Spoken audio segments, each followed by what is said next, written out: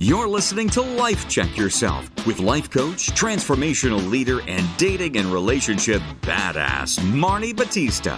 Every week, you'll get the raw truth from top experts and real people on the important life and love issues you want to know about. So if you're ready to life check yourself in your relationships, your career, and the areas of your life that matter most to you, and you're not afraid to be called out on your stuff, then you're ready for what's next. Life Check Yourself with Efia Sulter. Why fake it till you make it is the worst advice ever. Ladies, oh my Lanta. If you could see my guest right now, she has the most insane, gorgeous smile. Her energy is like, woo, woo. And you're going to fall in love with her. Efia Sulter is here. She's a mindset and manifestation coach. She is a content creator, which I can only imagine how amazing her content is because her vibe is so good. As they say on The Bachelor, she's got good vibes. Wait, Efia, do you watch Love Island UK? On and off. I have watched some of this one, though. You did? Because I was like, she's got good vibes. Okay. They're all about the vibes in the villa. Okay. Her mission is centered around empowering ambitious women just like you to stop downplaying small and access your innate magic so you can have an expansive reality and really live a life that you want, not the life that you feel like you're supposed to. Efia, you have like this insane story. I mean, I'm sure you've probably told it 10 million times, but when you think about being orphaned at 14 and not making that be what defines you, when did that even become in your consciousness? Like, how did you start that journey from not letting what circumstance set out for you and just saying like, no, that's not who I am?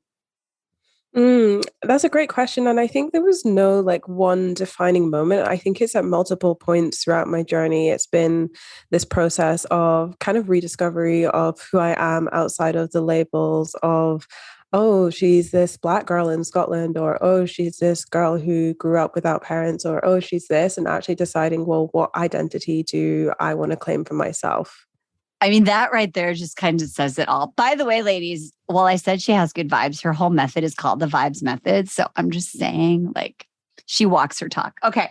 So it wasn't one moment. So like, was there a moment where you realized I'm supposed to have all these identities? You know, I was talking to a woman who was raised in Russia the other day, a client of mine, and she literally said, like, I remember this moment where I was like, she grew up in Russia and her brain, her mindset was like, I'm so lucky I live in a country where I don't have to make decisions. And then she remembers the moment where she's like, what? I don't get to make decisions? Like, was there that moment you're like, oh, I'm supposed to be this, I'm supposed to be that? I think growing up, especially as a young girl, like as a teenager, and I would look around and kind of see the experiences that everyone else was having, or at school, or family things, or trips that they were getting to go on.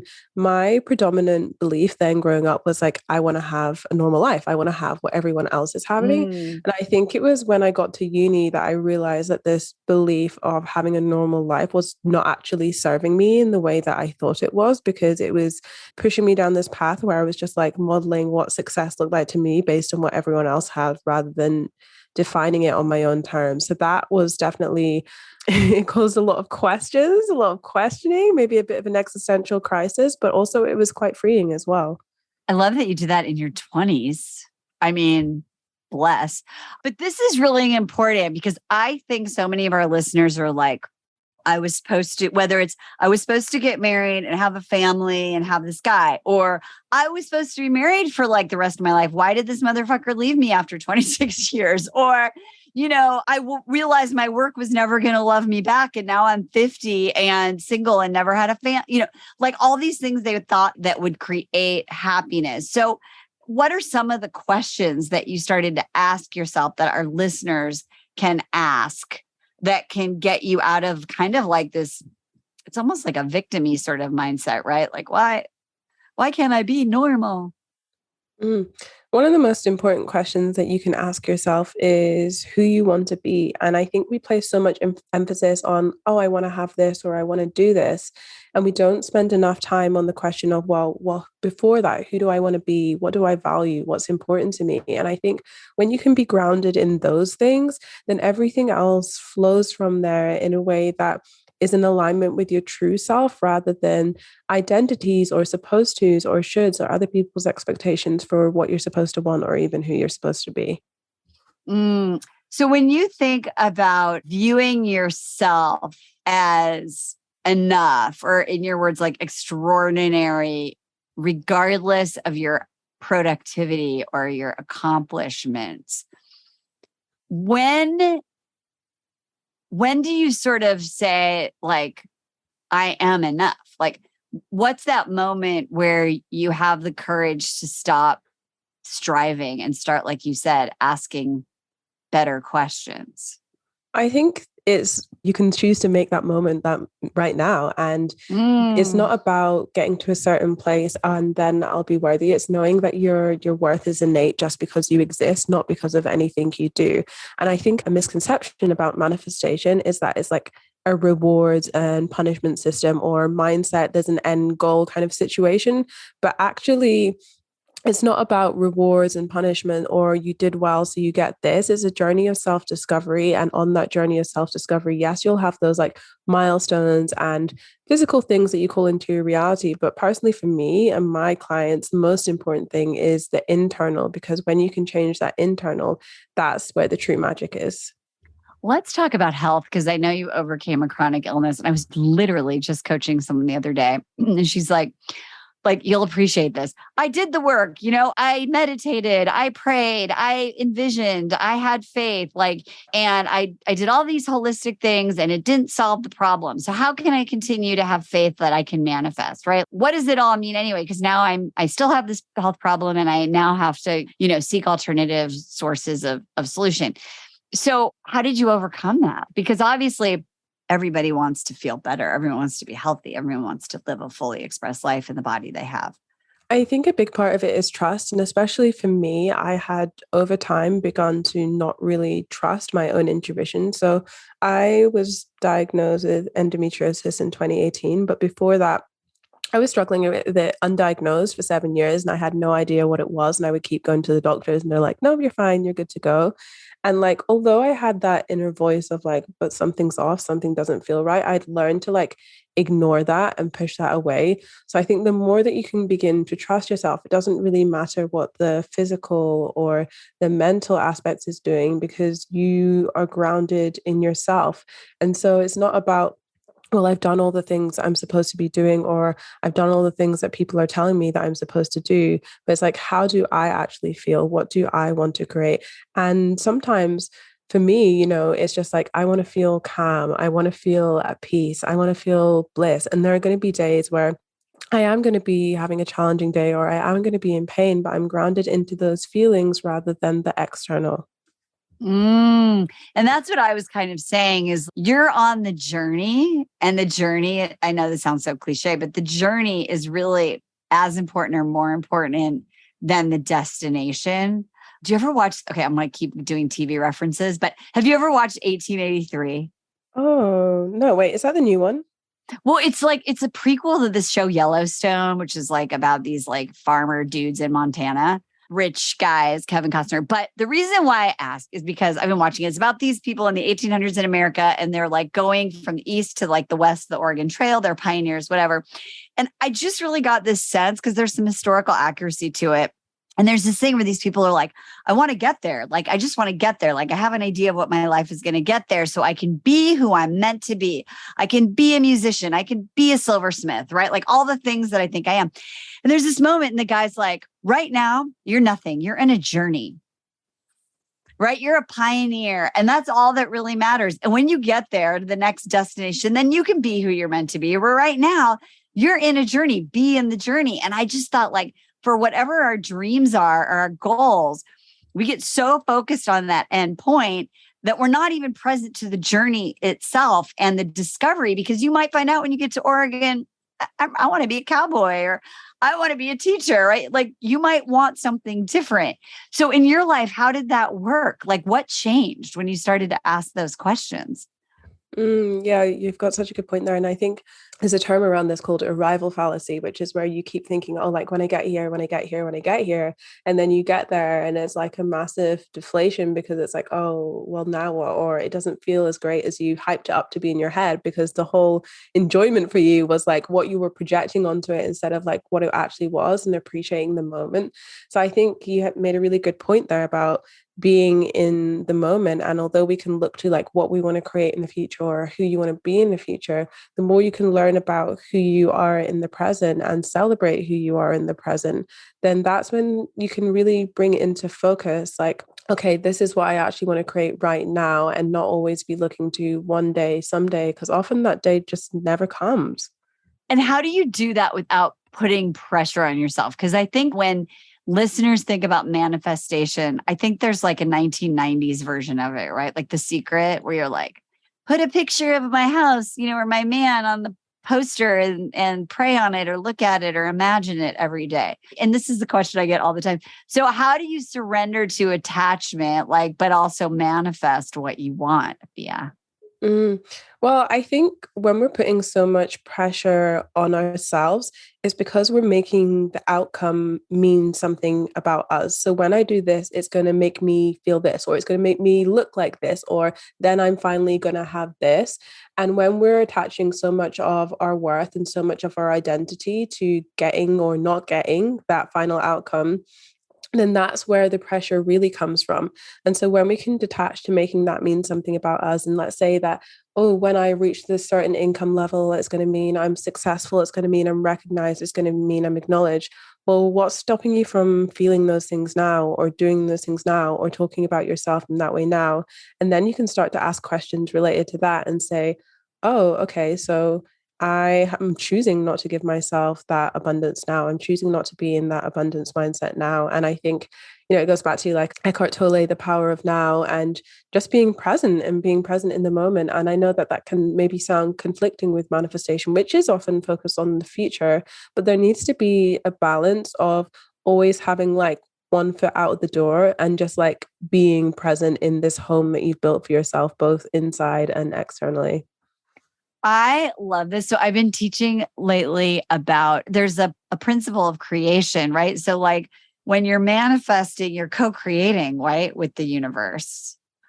And in that co-creation, like the how may not look like what you think, right? And it may end up being different. But I feel like when you're in the journey and you're in the co-creation, you're kind of listening to the universe, like the reward is sometimes different and or better than you could have even imagined. So how did that work for you in your life, that co-creation and unfolding for the highest you couldn't even imagine? There have definitely been things that I've expected to go a certain way, and you have it all mapped out and an idea of how it's going to go. And then it's been completely different. And one of the first times I remember consciously experiencing this was when I moved from Scotland to Australia. And this had been something that I'd been planning with my friend for the better part of a year. And then 3 weeks before we were due to go, my friend let me know that she wasn't going to be coming anymore and that I should go alone. And so we'd spent the past few months like building all these dreams of us moving overseas together, having this life overseas together. And then it just felt like it was just torn at the seams. And traveling alone, and especially moving overseas alone, moving like somewhere which is a 24-hour flight away from Scotland, which is where I'm from, it seemed completely inconceivable to me at the time. And ultimately, I did end up deciding to go alone. And it was one of the best things I have ever done. And that was not how I intended for it to go at all. That was not the pretty plan with a bow on it that I had spent the past like year of my life mapping out. But it happened in exactly the way that I needed it to happen for where I was at in my life. And so surrender isn't, oh, yes, I surrender to the outcome because I know things are going to work out 100%. Surrender is I surrender to the outcome because I know no matter what happens, I'm going to be okay. I love that. And how do you define okay? I think so you're always going to be supported, whether that's by yourself, whether that's by the universe, whether that's by your support network. Like you are always held so much more than you can possibly conceive at this moment in time. And sometimes we get so disconnected. There's so much going on at any given time. We're on social media constantly. We think we're more connected than ever, but actually in some ways we're more detached than ever. And so the more that you can learn to just like tap into that feeling of trusting your intuition and trusting that guidance and having faith in something that is unseen, that's what we really want to focus on. I love that. I just played golf for the first time in a few months. And I can't even say play golf because I'm learning. And I went to the driving range, and there was like this morning I got like, and I'm sure for all of us at work, we get the like, the first thing in the morning email where you're like, fuck, like what?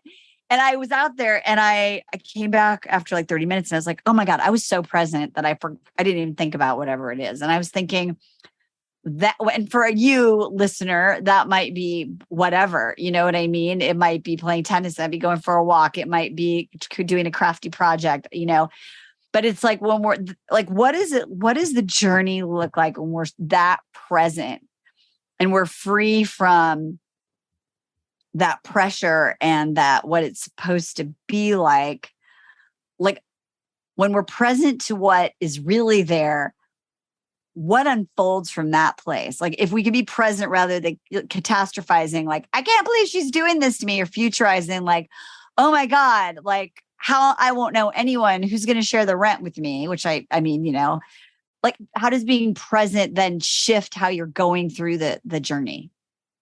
I think as well, we have to look at how manifestation works from like a perspective of your conscious and your subconscious mind.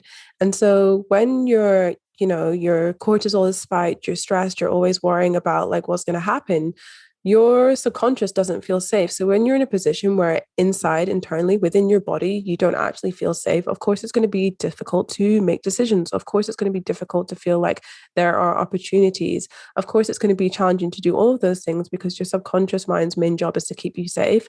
And when all of your energy, time, and resources are going to that, you don't have the time, energy, and resources to look to the future or even to be in the present moment. So when you can ground yourself in being present and you feel safe and you feel comfortable in your body, and that's not necessarily from a physical perspective, I mean from an internal perspective within your own mindset, then that means that you actually have a really solid foundation and space to build from. For example, I'm someone who has somewhat of an anxious disposition.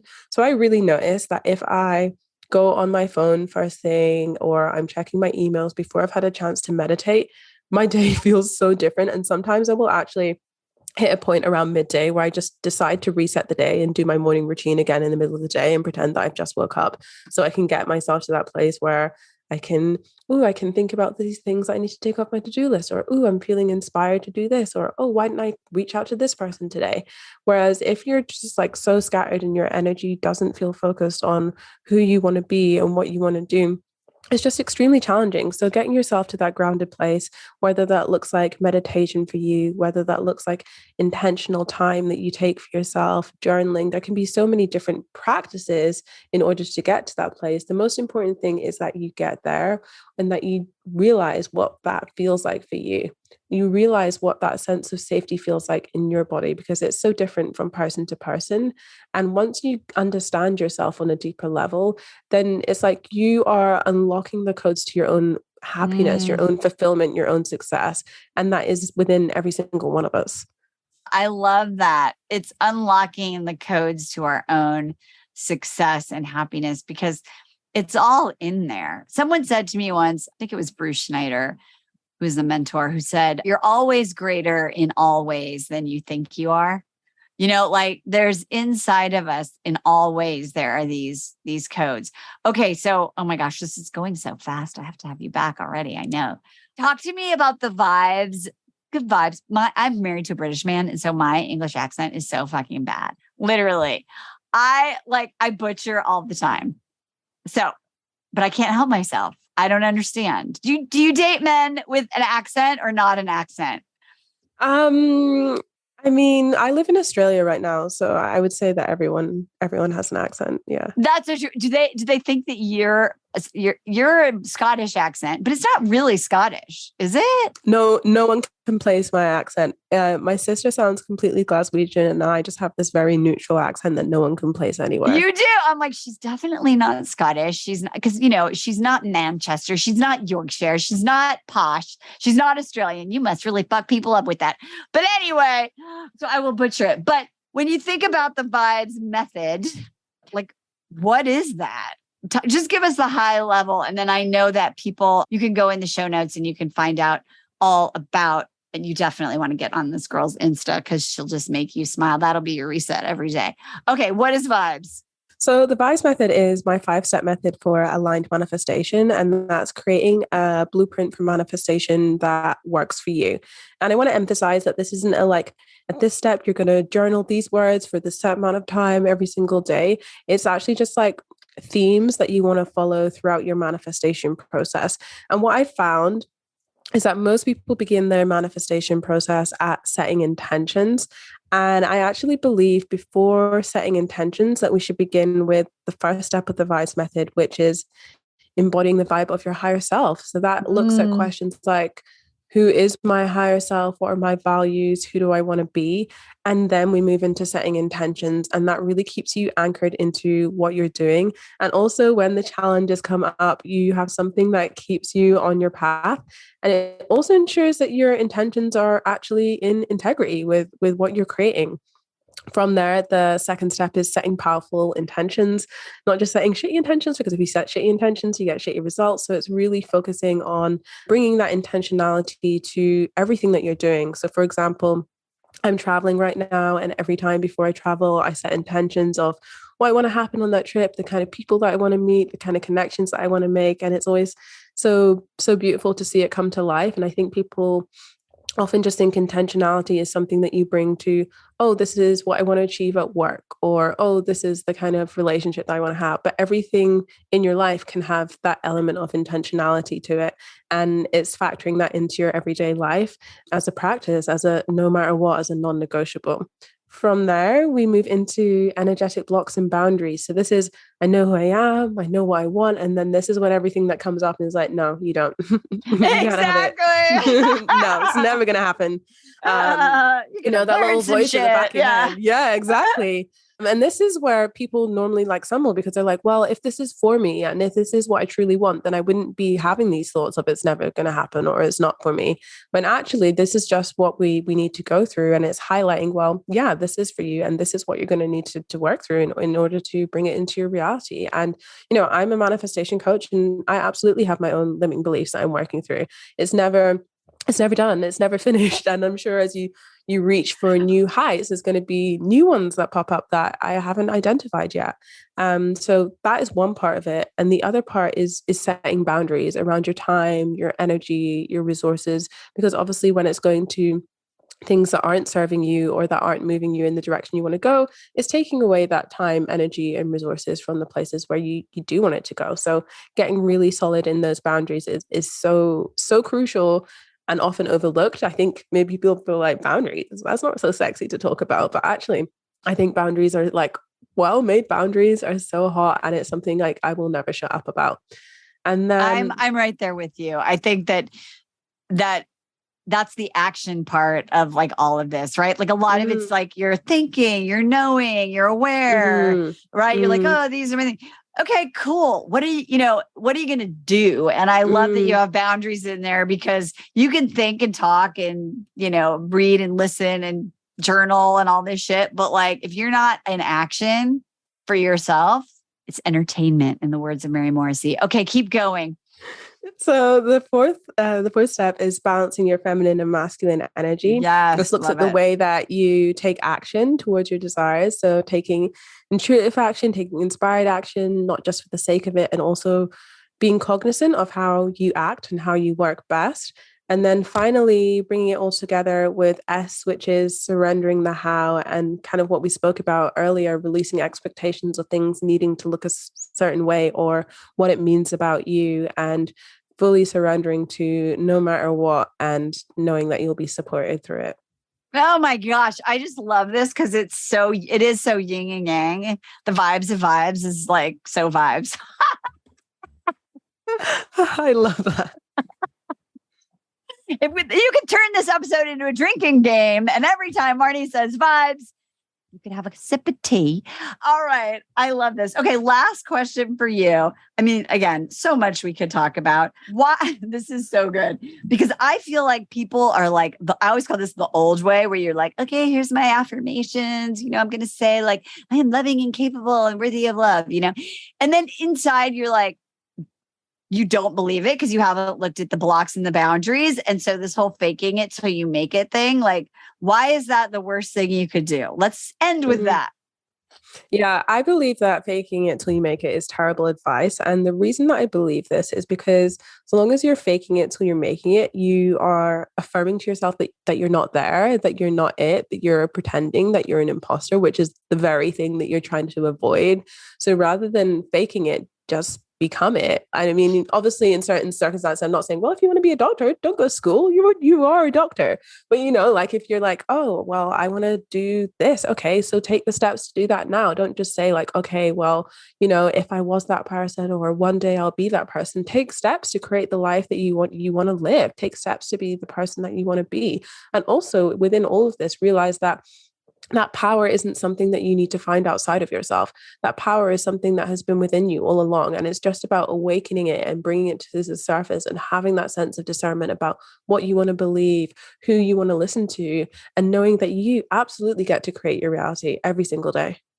I love that because when you're faking it till you make it, you are rationalizing, coping, and intellectualizing and bullshitting yourself around what's really true. But the thing is, and I think this goes back to the first part of your vibes method is about knowing who you are.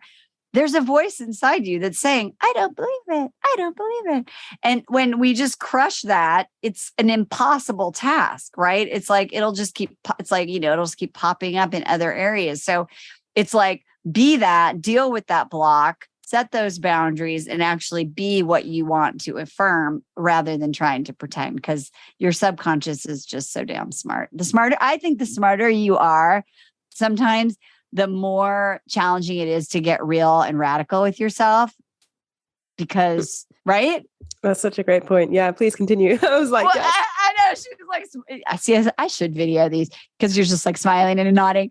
Because I just think the smarter you are, you're like, well, I'll do that later, right? Like, oh, but like my boss said, like, if I do this, then I'll get the promotion. So if I do this, that must mean that I'm worthy. So, I mean, that makes sense, right? Or I don't need to date now because, I need to do this and I need to do that and and, I don't want to get COVID, whatever it is. And so I think that when you're a really smart person, one of the smartest things you can do is have accountability from a coach like you or a coach like me and be like, honey, no. It's so true. And I think, you have more questions. And I think there's a quote that like the quality of your life is based on the questions you ask yourself. Yeah. But I think it's like, it's not just the questions, it's then what you do with those answers. Because you can know something and not know something, right? You have to actually do something with that or it's just data.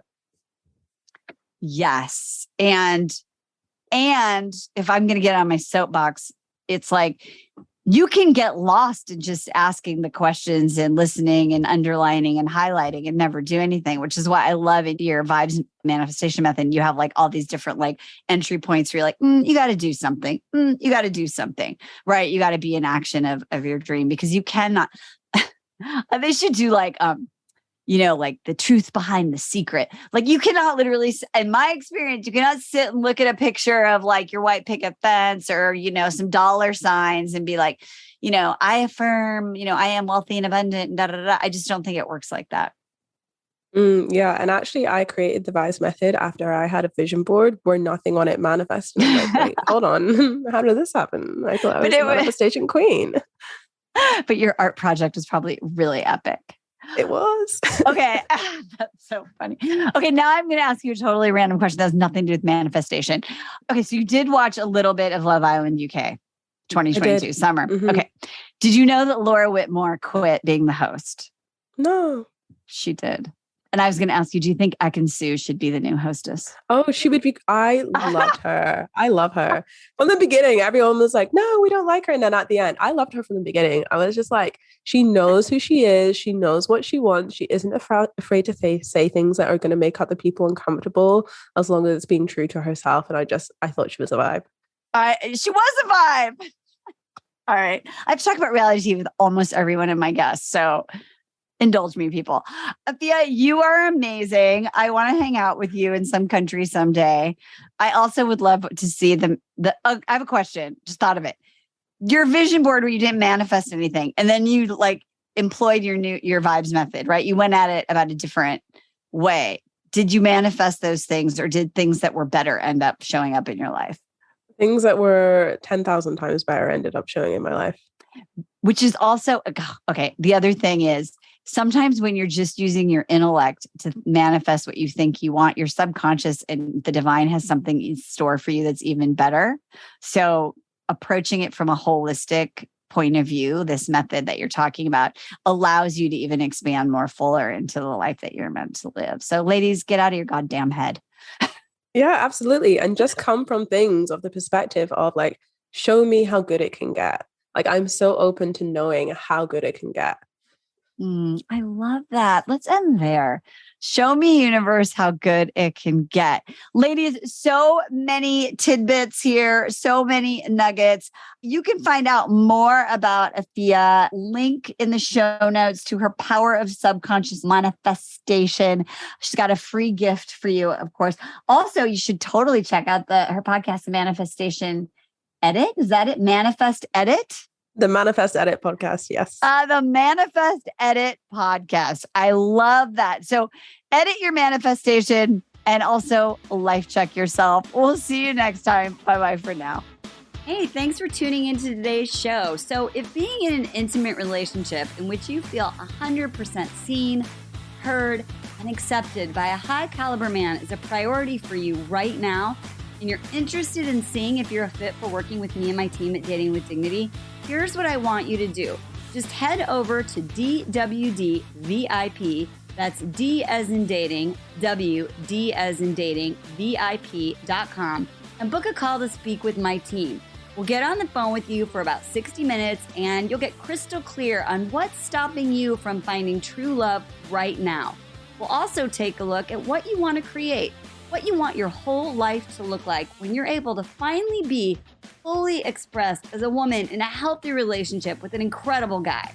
And if we can help you get from where you are right now to where you want to be, we will show you the fastest path possible that makes sense for you to do that. We help smart, successful women all over the world solve this one missing piece in their life so they can finally have it all. So to see if we can help you do the same thing, head over to DWDVIP.com. I'm Marni Batista, and let's talk soon.